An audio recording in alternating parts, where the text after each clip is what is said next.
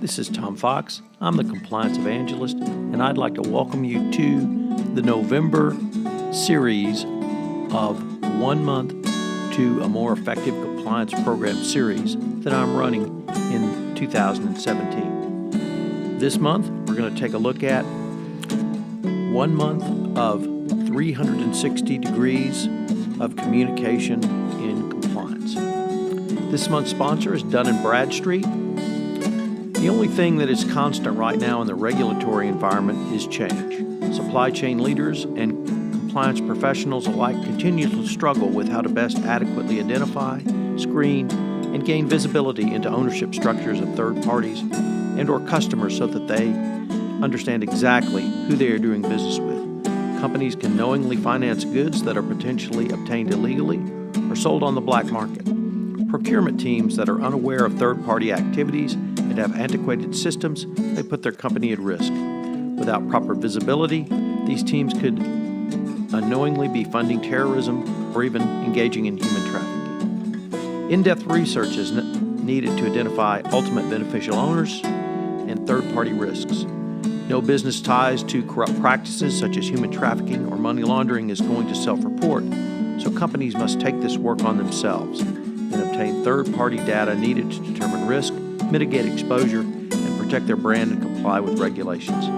Dun & Bradstreet offers an end-to-end comprehensive solution to help organizations tackle this exact complexity.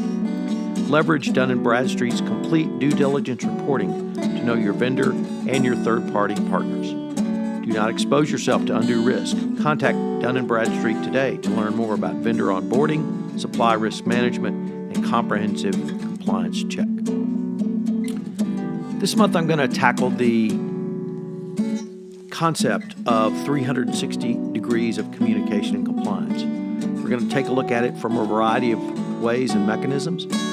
We're going to consider the Chief Compliance Officer and his or her role in communications.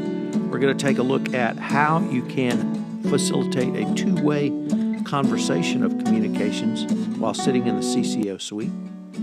We're going to consider some of the leadership and other components of a CCO's role and how they will help you have a more robust and indeed holistic approach to compliance.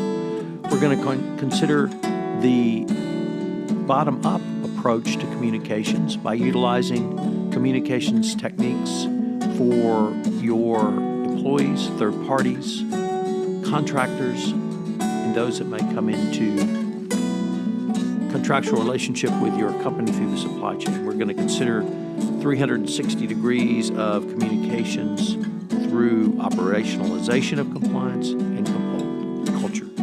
It's going to be a very interesting month. I think as a CCO you will learn quite a bit, and at the end of the month you will not only have information which will allow you to be a more well-rounded CCO, but bring a much more holistic approach to your compliance function. My year-long series of 1 month to a more effective compliance program and the November edition of 1 month of 360 degrees of communication and compliance are a part of the Compliance Podcast Network.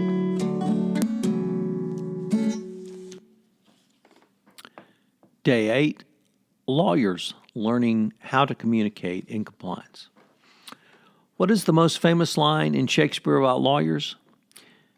That is an easy one because lawyer haters literally across the world know it, and lawyer lovers as well. First thing we do is kill all the lawyers. It comes from Henry IV, Part 2. Most lawyers understand that by killing all the lawyers, it will create an atmosphere that would allow for tyranny and anarchy. Unfortunately, this clear import is not as widely seen as by civilians as it is by lawyers.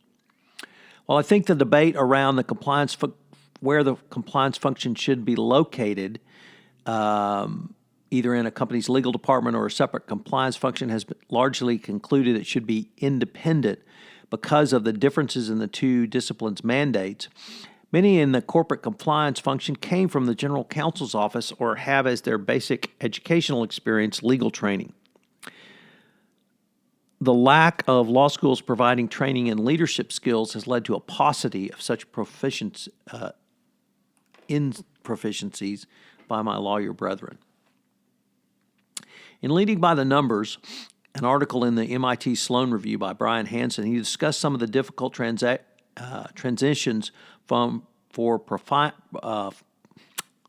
finance professionals when moving to broader roles. And I found some of these insights very useful for the lawyer moving from a corporate legal program or large law firm into a leadership role in compliance. So there are 5 changes which lawyers need to make when they move from the General Counsel's chair or legal department into compliance. 1, from being an expert to leveraging expertise. Many lawyers feel like they're experts in the law, which can be thought of as a technical expertise.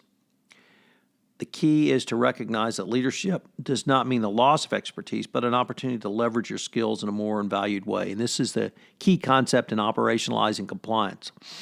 As a general counsel, you don't operationalize law. You don't operationalize legal in the field. You provide legal support. And in compliance, though, you have to look at it opposite. You are operationalizing compliance. You're not holding it in within your function. 2, from apprenticeship to coaching. Many lawyers still learn in the old-fashioned apprenticeship model where you learn through working with and for more senior professionals who provide a heavy degree of oversight for your work to ensure that mistakes are minimal. This is certainly still true at most large law firms. It's also true that many legal assignments are so large they are too complex or too complicated for a junior lawyer to handle, so there's a fair degree of oversight involved by senior practitioners. Clearly, this model can build up technical expertise, but when the lawyer moves to a chief compliance officer role, they take on a much broader remit.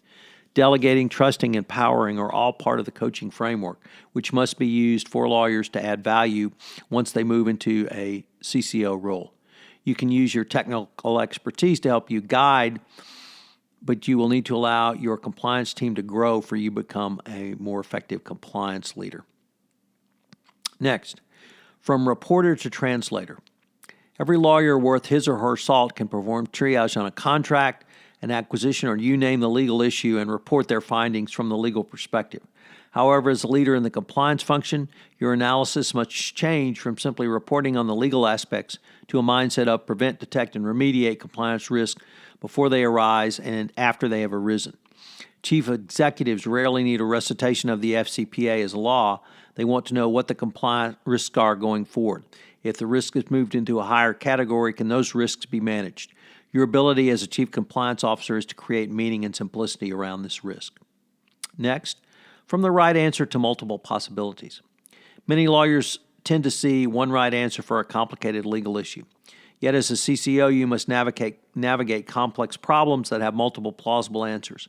In compliance, there will be a wide variety of factors that legal analysis will not take into account. You've got to understand your environment and the context in which you're presenting the numbers and what the right answer is. You need to unleash your thinking a bit. Clearly, as the risk goes up, the management of that risk will need to increase. As your risk management increases, you will need to find ways of auditing or monitoring that risk that will aid you in making adjustments that you might need going forward. Next, from value protector to value creator. This one is probably the biggest challenge for lawyers, particularly those who move from an in-house corporate legal department to the CCO chair. The mandate of the legal department is to protect the company. The mandate of the compliance function is to prevent, detect, and remediate. These are quite different. As Roy Snell has said, if lawyers do compliance, we would not have the need to create a whole new profession. Yet, lawyers don't do compliance, they do law. Moving to a CCO role also means seeing the world not simply through a legal lens, but also through a business lens. This means you need to be able to learn to read a spreadsheet, for it is the value created by compliance that will assure its long-term success going forward. Lawyers must transition from thinking about the most conservative and risk-averse practices to how we can get something done in compliance. Most in-house lawyers have been assigned their roles that are essentially legal risk mitigation and stewardship. If a CCO focuses too much on those areas, value creation and opportunities will be missed going forward.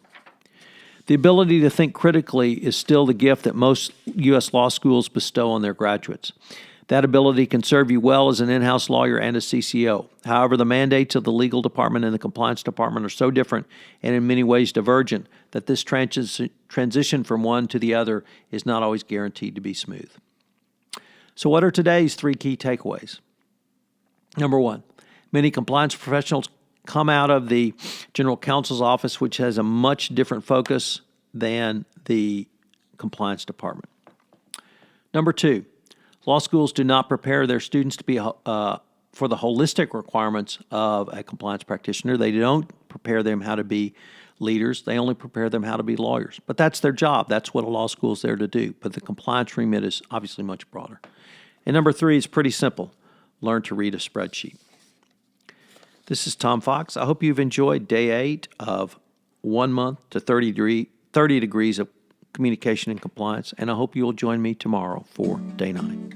Hello, everyone. This is Tom Fox, and I'd like to thank you for listening to this episode of 1 month to 360 days of communication and compliance.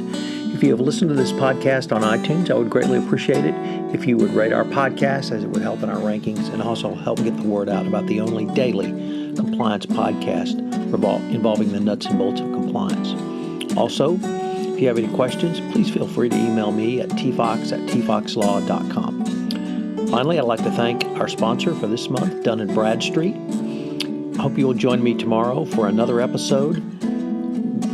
The podcast series in November, 1 month to 360 degrees of communication, is a part of the Compliance Podcast Network.